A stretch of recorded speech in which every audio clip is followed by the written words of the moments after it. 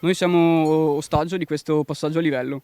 È una convivenza difficile quella che da decenni lega la frazione di Poisolo a Castelfranco Veneto con questo passaggio a livello. Le fermate imposte dai treni qui in via San Daniele sono frequenti. Ogni mezz'ora il traffico veicolare è interrotto anche fino a 20 minuti per far passare ogni tipo di treno, sia di giorno che di notte.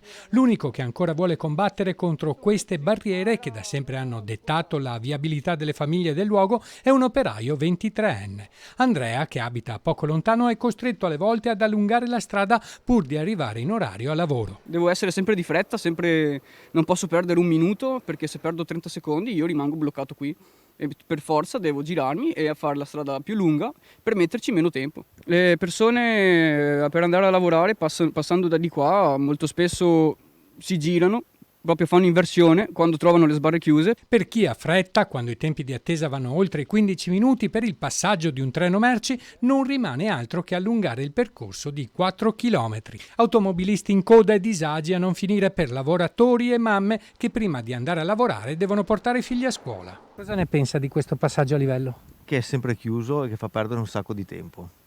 È un incubo. Treni non passano, si fermano le sbarre, cioè è un disastro.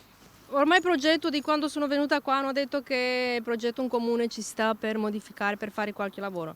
Mai fatto niente nessuno. La comunità di Poisolo si augura venga realizzato un sottopasso che li liberi da questo disagio. Vogliamo più chiarezza, vogliamo delle risposte della Ferrovia dello Stato, qualcosa, una soluzione per questo passaggio a livello, come ad esempio un display che ci indichi il numero di minuti che dobbiamo attendere